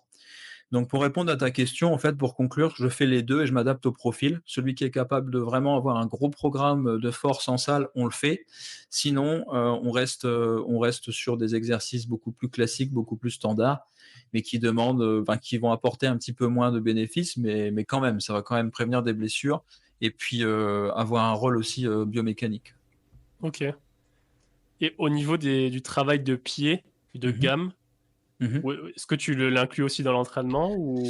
Alors oui, moi, c'est quelque chose que j'inclus, notamment dans les phases d'échauffement, surtout. Après, je n'ai pas encore mais c'est un projet de le faire, mais encore une fois, il faut le temps.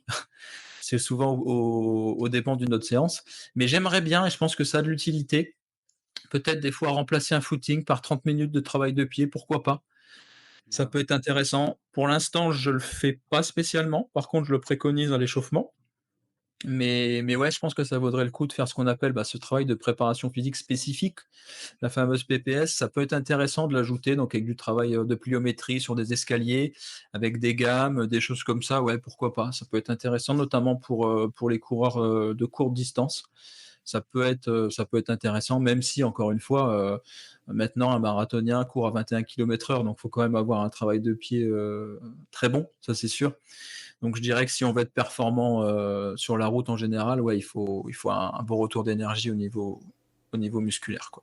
Oui, puis ça permet aussi de changer un peu de la routine où forcément quand on est marathonien, on a l'habitude ou pas de faire des 140 km, 100 km semaine. Enfin, il y en a qui, enfin, on va dire, pas, Il y a les certains, athlètes ouais. semi-pro, on va dire plus. Mais ça permet ouais, de sortir un peu cette routine, travailler le pied, revenir un peu aux fondamentaux, puis gagner aussi en qualité de foulée Ouais, ouais, ouais, ouais. qui est important pour performer, quoi. C'est clair que c'est important. Et j'aurais une autre question aussi par rapport à ça. Ça serait par rapport aux chaussures carbone. Ouais. Est-ce que tu as des préconisations? Par exemple, est-ce que tu demandes à tes athlètes de courir, les séances, faciles sans chaussures carbone ou même les séances, difficiles? Est-ce que tu préconises de pas courir en carbone sur l'entraînement et uniquement en carbone sur les compétitions ou qu'est-ce que c'est ta vision par rapport à ça? Alors c'est une très, très bonne question. Alors en fait, la chaussure carbone, il faut savoir qu'elle a pas les mêmes propriétés qu'une chaussure classique, que ce soit biomécaniquement et dans sa manière de fonctionner de par ses composants. Donc il faut, l'utiliser avec parcimonie certes, mais si on l'utilise pas à l'entraînement, on ne saura pas l'utiliser en compétition. Ça, c'est mon avis. Donc, la chaussure carbone, très intéressant dans la préparation, spécifique, la dernière phase de préparation avant l'objectif, les dernières 6 semaines, par exemple. Là, ça peut être intéressant de les mettre sur des intervalles courus à l'allure spécifique. Mmh Par mh. contre, pour la préparation générale, où on est loin de la compétition, on va justement travailler ses qualités de pied et là, je conseille de partir sur des chaussures plutôt traditionnelles, à tendance un peu minimaliste, pardon, pour bien, bien travailler le pied et avoir un pied fort. Parce qu'en fait, la chaussure carbone, on saura l'actionner si on a un pied très fort. Donc le but, c'est d'avoir les 2. C'est d'avoir une lame carbone sous le pied avec un pied très fort et là, ça fait des étincelles.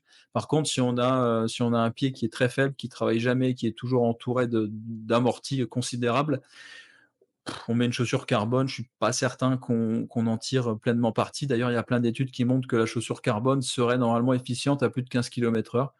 Alors après, on y croit ou on n'y croit pas, mais pour ma part, je pense qu'elle est vraiment réservée aux athlètes élites qui veulent courir vite.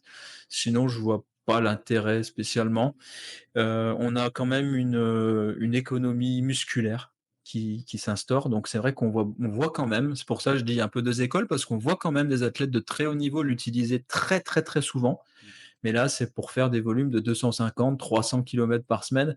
Ça permet de vraiment économiser musculairement. Donc moi, je dirais que pour, on va dire le commun des mortels, utilisez-la avec parcimonie, dans une préparation spécifique pour vraiment apprendre à courir avec et puis en tirer pleinement parti le jour J. Après, si on fait 250 km, je pense que le pied, il travaille Voilà, un peu comme exactement. l'autre. Il se met en action. Exactement, tout est au prorata du volume qu'on fait. C'est pour ça qu'on peut voir effectivement des grands champions qui courent quand même beaucoup, beaucoup, beaucoup, beaucoup de volume en carbone. Après, c'est ce qu'ils nous font voir aussi sur les réseaux, hein. Ils nous font voir les séances spécifiques, mais on voit peut-être pas les footings. Donc Dans la forumeux, on voit les athlètes faire leur footing ou même des footings plus actifs. Ils les partagent souvent. Et ouais, ouais. leur, ouais, enfin, leur explication, c'est forcément, ça permet d'enchaîner les séances, de récupérer Et plus oui, et oui, facilement. Et bien sûr. après d'arriver sur les séances où on va travailler les allures frais comme un gardon, quoi. Moins de casse musculaire, bien sûr. Après, il y a le côté aussi, financier et surconsommation parce que c'est des chaussures, on n'en a pas parlé, mais bon après l'impact sur l'environnement, faut quand même en parler. Si on court tout le temps en carbone, on va leur foutre, allez entre 600 et 800 bornes, elles sont foutues quoi. Une paire traditionnelle, on peut les pousser à plus de 1000 kilomètres, sans aucun problème, j'ai envie de dire. Mais sur une carbone, ouais 800 déjà c'est énorme. La plupart des athlètes, ils arrêtent à 400-500 kilomètres. La paire elle est jetée quoi. Donc c'est surtout ça qu'il faut aussi voir, c'est qu'elle ça s'use très, très vite. Personnellement, par rapport à ça, j'utilise les carbones, un peu plus usés sur l'entraînement, donc des fois, je pense que j'ai certaines carbones qui ont plus de 800 bornes que je continue à utiliser sur l'entraînement. Oui voilà, Mais ouais, ouais. après en compétition, effectivement, j'en garde une de côté que je mets que sur la compétition ou une fois ou 2 avant la compétition pour m'habituer à la chaussure. Mais après, c'est vrai qu'il y a 2 philosophies. Il y a la paire carbone qu'on utilise pour l'entraînement et la paire carbone qu'on utilise pour la compétition. Et je pense que pour la paire carbone compétition, effectivement, ce nombre de kilomètres à même 200-250, on le dépasse pas forcément. Mais pour l'entraînement, j'ai déjà vu déjà des vidéos où les gens couraient justement avec des paires carbone vachement anciennes, Ouais. où en fait, ils se fichaient un petit peu du Du du renvoi. renvoi et de la Oui, mousse, oui, de la oui, il y qualité de avait la mousse. Running Addict qui avait fait une vidéo Voilà, intéressante exactement, là-dessus. je pensais à cette vidéo-là. Oui, oui, oui, c'était Heu, intéressant. Oui, il expliquait que ces fameuses Vaporfly qui étaient, voilà, complètement détruites, ils c'est ça. continuent à courir avec, ouais. Ouais, J'ai ouais. j'ai vu pas mal d'athlètes faire ça et je pense effectivement qu'à l'entraînement, on cherche pas forcément la performance, et la perf quand on va s'entraîner et je Non, pense qu'il c'est plus faut pas l'économie, ch qu'elles peuvent apporter aussi voilà, c'est ça. et puis Ça bon, dépend la séance avec qui on l'a fait. Ça dépend aussi avec qui on fait la séance. Mais non, mais en tout cas, c'est vrai que je trouve ça un peu dommage de jeter une paire de carbone parce qu'on la met plus en compétition. Je pense qu'on peut encore un peu l'utiliser en eh beh, oui, entraînement. C'est ça oui, que je oui, voulais c'est pour rajouter, ça que c'est vrai par rapport à ça. que, faut faire attention à ça, ouais. Ouais, ouais. Tant qu'il n'y a pas un petit trou sur les doigts de pied, c'est que on est bon, on peut l'utiliser. Non, je rigole. Mais oui, même s'il y a un trou, on peut toujours le reboucher aussi.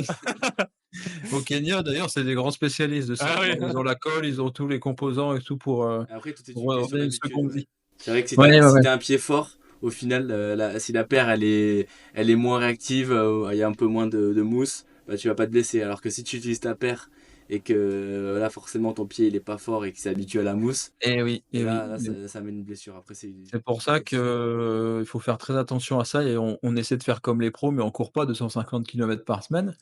Non. Donc forcément, on n'a pas le pied qui est aussi costaud qu'un professionnel, donc faire attention avec ça aussi. ni le tendon d'Achille d'ailleurs, qui est Oh oui, qui est qui est vachement sollicité avec les paires carbone. bien sûr, bien D'ailleurs, sûr. c'est pas pour rien qu'on n'a pas le droit de les mettre sur la piste. Oui, bah, On oui, oui. avait on avait une conférence justement à Paris, cet été, qui nous disait, qu'on n'avait pas le droit de mettre des paires, si je me souviens bien, avec plus de 40 millimètres. Il faudrait Oui, vérifier cette information, mais je crois que c'est 40 millimètres Ouais, sur la c'est ça. piste et justement, il parlait en fait des problèmes au niveau des tendons d'Achille.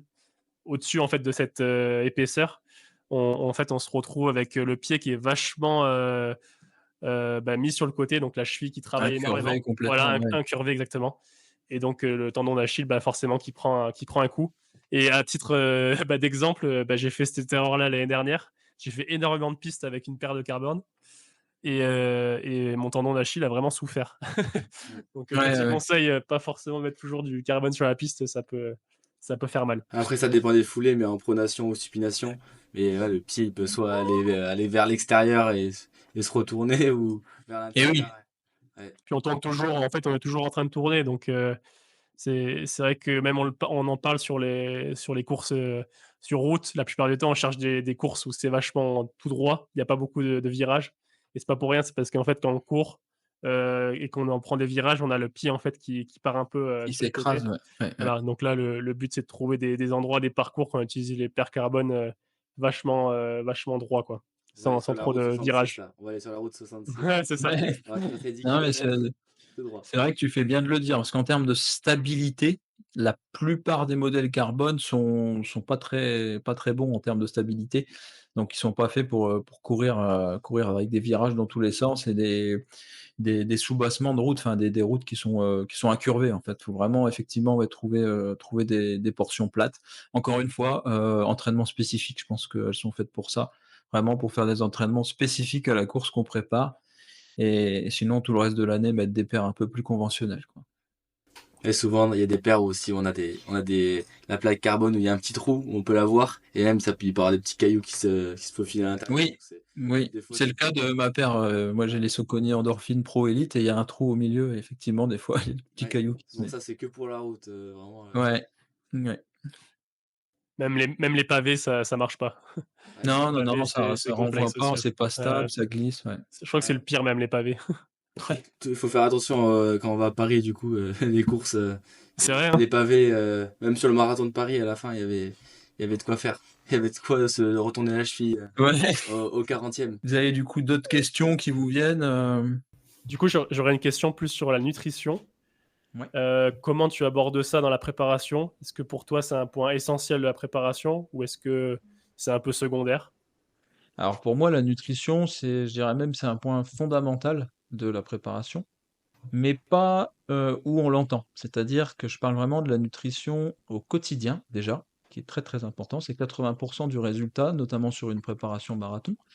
Dans le sens où, très souvent, on a un déficit calorique qui va s'instaurer pour beaucoup de coureurs qui veulent s'affûter et qui vont se priver un petit peu de glucides et qui vont pas forcément manger en quantité suffisante. Ça, c'est la première grosse erreur que je vois très, très souvent. Et là, bah, forcément, on récupère moins bien, la qualité du sommeil est altérée, on a un risque de blessure plus important et surtout, on n'arrive pas à enchaîner les séances. La première chose, c'est très simple, ça paraît tout bête, mais il faut le dire. Mangez en quantité suffisante, mangez à votre faim, mangez suffisamment de glucides au quotidien. Ça, c'est vraiment la première chose sur laquelle j'insiste énormément et je vois beaucoup d'erreurs là-dessus. Donc déjà, on peut louper une préparation juste à cause de ça, ce serait bête. Donc déjà, c'est la première chose à prendre en compte. Et ensuite, effectivement, on a le côté, donc notamment sur marathon hein, et ultra trail, on a vraiment le côté nutrition à l'effort. Et cette fois-ci, le fait d'être capable de s'alimenter correctement à l'effort peut faire la différence. Donc là, oui, j'ai un accompagnement aussi sur la nutrition, où souvent c'est un appel téléphonique complet avec la personne pour lui donner un plan d'action précis. Ça se fait souvent en début de préparation spécifique, comme ça c'est testé sur le terrain. Et on a un nombre en fait de glucides par heure d'effort à consommer. Est-ce qu'on est plutôt liquide? Est-ce qu'on est plutôt solide? Est-ce qu'on capitalise peut-être? Je sais que moi je le fais, ça fonctionne plutôt bien. Je me m'alimente pas par exemple sur la première heure du marathon parce que j'ai une recharge glucidique au taquet et je commence seulement à m'alimenter sur la deuxième partie du marathon. Ça fonctionne plutôt bien, ça permet de pas s'arrêter au ravito, de pas perdre de temps. Ou sinon, il y a l'option de tout de suite consommer le même nombre de glucides du début à la fin, en ayant peut-être un repas un petit peu plus léger avant. Faut vraiment tester. Faut vraiment tester. Mais c'est vrai que quelque chose qui est important de savoir, c'est que le corps, en fait, globalement, il est capable de stocker environ 1500 kilocalories dans les muscles et dans le foie, sous forme de glycogène. Ça, il faut le savoir, ce qui permet à peu près de courir 1h30. Donc normalement, sur un semi-marathon notamment, vous n'avez pas besoin de vous alimenter si la recharge glucidique a été bonne. Et le gros souci, c'est que si, là c'est le pire à faire, c'est d'avoir vraiment une recharge glucidique mauvaise et un déficit calorique qui s'est installé au fur et à mesure de la prépa, et de s'amuser à prendre des sucres rapides pendant la course. Donc, c'est-à-dire que vous allez vos réserves glycogènes qui sont à ras des pâquerettes et vous prenez des gels à indice glycémique très très haut. Donc là, vous avez le coup de fouet de 30 minutes, un gros down derrière, le coup de fouet, un gros down derrière.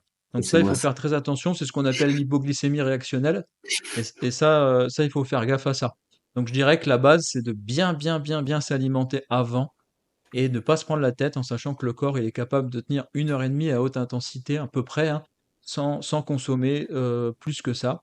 Et ensuite, sur la fin de course, éventuellement, sur la toute fin, on peut consommer des sucres de plus en plus rapides, mais de manière assez rapprochée pour pas avoir ce choc glycémique. C'est En pour vrai, ça que j'ai tenu en fait, je prenais des gels toutes les 30 minutes. ce que j'allais Voilà, dire, c'est une option aussi de prendre tout le temps, voilà, toutes les 30 minutes pour éviter en fait, ce gros down qu'on peut avoir. Par contre, si on prend un gel, on attend 1 heure, non, ça va pas. Faut Mmh. vraiment enchaîner, quoi. Donc c'est un choix. Pour ça que le prendre un petit peu plus tard dans la course, pourquoi pas? Ça peut permettre de mettre l'estomac au repos et puis de commencer ensuite à s'alimenter progressivement quand le corps en a besoin. Faut pas attendre d'en avoir besoin non plus. Faut le faire juste avant, mais c'est une option.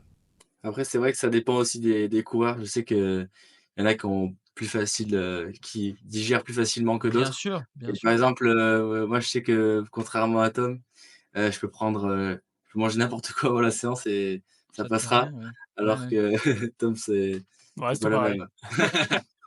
Donc, Tout je pareil, pense tout pareil. que pour moi, ça a marché peut-être de prendre des gels toutes les 30 minutes, mais peut-être que Tom, toi, tu fait toutes les 45, non? Ouais, Moi, j'avais pris, tous les 5 kilomètres.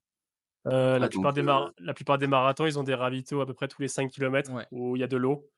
Moi, ce que je faisais, en fait, c'est que je prenais le gel, à peu près 1 kilomètre avant le ravitaillement et après je prenais de l'eau derrière pour le faire passer, pour le diluer un peu et pour Mmh. enlever un peu la pâteuse, et je faisais ça à chaque 5 kilomètres. Donc au final, c'était pas si loin que ça que 30 minutes, je pense, même un peu moins peut-être. Et en fait, il y avait peut-être un ou 2 ravitaux où j'avais sauté le gel et j'avais ah, pris que de l'eau. Donc faudrait que je vois exactement, mais c'était peut-être en moyenne, effectivement tous les 40 minutes au final, vu que j'avais sauté un ou 2 ravitaux. OK. Voilà, donc c'était à moi, peu près ça je pense qu'à la fin, la moi, il y avait 15 tous les 15 minutes. Il devait en avoir un qui arrivait toutes les 15 minutes à la fin. Oui, oui, oui, C'était bah, à la fin, il faut rapprocher, bien sûr. ouais, À partir du 30e, là, le corps, il a de plus en plus besoin, en fait. Mais voilà, comme je disais, théoriquement, on peut passer un SMI sans trop de problèmes, à condition d'avoir une nutrition impeccable. Par contre, à partir du 30e, non, là, ça pardonne pas. Là, il faut vraiment pas rigoler avec ça. Donc c'est stratégique. Soit on est très régulier, soit on décide d'avoir une période où on s'alimente pas trop pour laisser l'estomac au repos, qu'il soit capable ensuite d'assimiler une bonne dose de glucides sur la fin de course. et au niveau de la caféine, on a entendu pas mal parler, surtout avec Ouais, les gels, je citerai pas le nom de caféine. la marque, mais on a on sait tous de quoi je parle et donc ils font pas mal de pubs sur la partie, Ouais. caféine, de du gel. Qu'est-ce que tu en penses et est-ce que tu penses que c'est une bonne idée d'en prendre? Alors déjà, sur la caféine, il y a plusieurs études maintenant qui montrent qu'elle a un intérêt sur les sports d'endurance. Voilà, ça c'est une première chose. Donc avant une séance spécifique où on va se donner, ça peut être intéressant de consommer de la caféine, notamment avant une course, sous forme de gélule, ça peut être pertinent. Encore une fois, de manière assez rare, parce que si on le prend tout le temps, déjà d'une, c'est pas très bon pour la santé, et de deux, notre corps s'habitue et on est obligé d'en prendre toujours plus, donc attention avec ça. Ça, c'est pour la partie un peu plus au quotidien. Ensuite, sur les gels, alors pourquoi pas, mais je pense que la caféine, c'est difficile à assimiler aussi, donc en prendre un ou deux, pourquoi pas. Moi, j'ai tendance à dire, vaut mieux en prendre un peut-être au début de la course avant de partir pour se booster un petit peu, puis un à la toute fin au moins, mmh. si on a un gros problème gastrique, bon, on sait qu'on va finir. Mais faire gaffe à ça, ouais, parce que ça peut retourner les estomacs quand même. Mais bon, si c'est testé à l'entraînement, pourquoi pas. Par contre, prendre que des gels caféinés, non. Parce que là, non, on a le cœur qui monte à 100 à l'heure et c'est pas du tout l'objectif. Donc attention, la caféine, c'est bien, mais il y a un certain dosage à respecter. Et, et pas à mettre entre les mains de tout le monde non plus, parce que bah, c'est à un moment donné où c'est délétère aussi sur le cœur, quoi. On avait eu une conférence, je me rappelle à Barcelone, sur la caféine justement.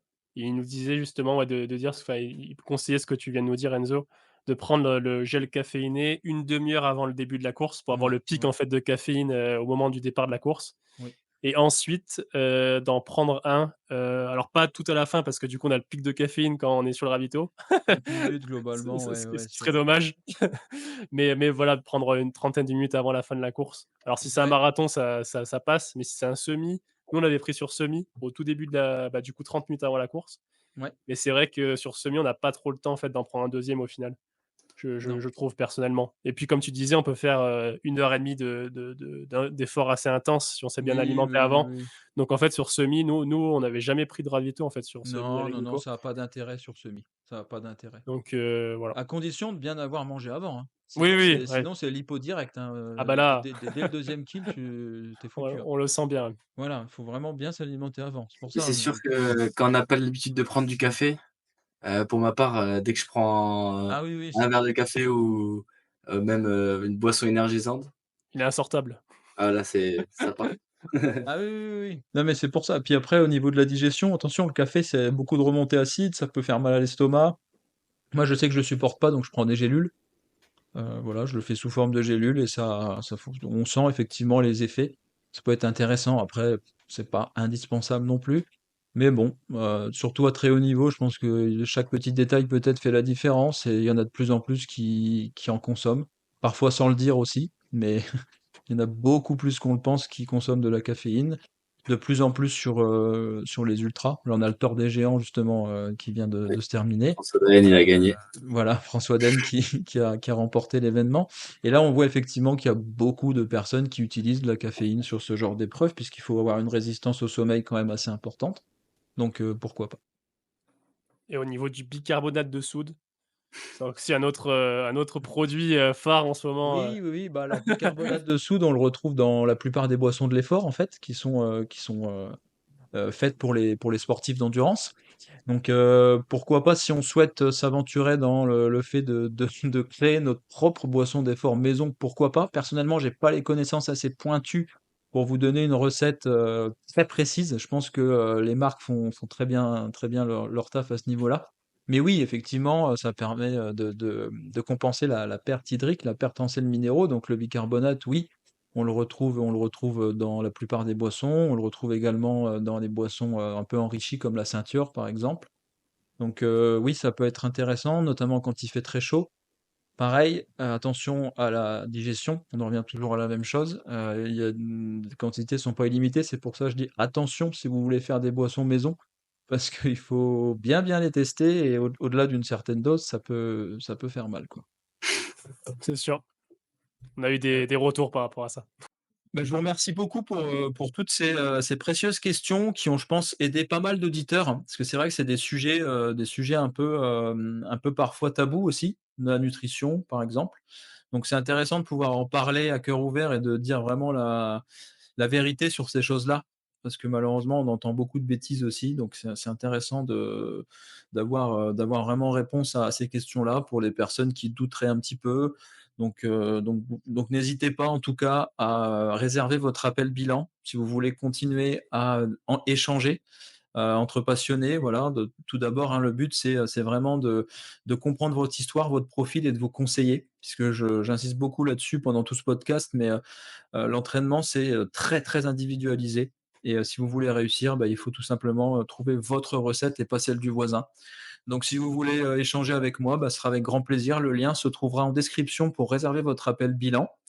Et j'en profite aussi pour vous dire bah, que n'hésitez pas à vous rendre sur le site internet du centre de la NTV. Donc, je pense que vous y trouverez de précieuses informations et vous pourrez également réserver votre séjour en centre d'altitude pour profiter de tous les bienfaits, de toutes les infrastructures et des merveilleux itinéraires d'entraînement qui se trouvent près de Font-Romeu. Donc, merci beaucoup en tout cas à vous les gars, c'était un très très grand plaisir. Je ne sais pas si vous avez justement un dernier petit message à faire passer à nos auditeurs. Merci à toi en tout cas de nous avoir invités et pour cet échange. Et j'espère que ça a pu aider certains des auditeurs à répondre à leurs questions. Ah, j'en doute pas. Et puis voilà, n'hésitez pas à nous retrouver à Montlouis, à côté de Font-Romeu, comme on l'a expliqué au tout début de ce podcast. Et ça sera avec plaisir de faire des footings ou des sorties ensemble. Bah, Bah, merci beaucoup. du coup, j'ai pas grand-chose à rajouter, mais merci Enzo pour ton invitation. Et puis on se revoit bientôt. Avec grand plaisir. À bientôt. Tchuss les Au revoir. sportifs. Ciao. J'espère sincèrement que cet épisode vous aura plu. Si c'est le cas, n'hésitez pas à laisser 5 étoiles sur votre plateforme de podcast préférée ou de vous abonner directement à ma chaîne YouTube si vous avez écouté ce podcast sur YouTube. J'en profite également pour vous rappeler que si vous souhaitez réserver un séjour au centre de la NTV Training Center, donc situé à Montlouis, avec d'excellentes installations pour un entraînement optimal, n'hésitez pas, le lien se situe en description, vous trouverez toutes les informations sur leur site internet. Si vous souhaitez être coaché et être accompagné dans votre entraînement, c'est pareil, rendez-vous en description, je vous offre un appel bilan gratuit. Préparez-moi toutes vos questions et je serai très heureux de communiquer avec vous et de vous aider à enfin atteindre tous vos objectifs sans blessure. Je vous souhaite un bon run, un bon entraînement, portez-vous bien, gardez la forme et je vous dis à très vite pour un nouvel épisode sur le Run Success Podcast. À bientôt!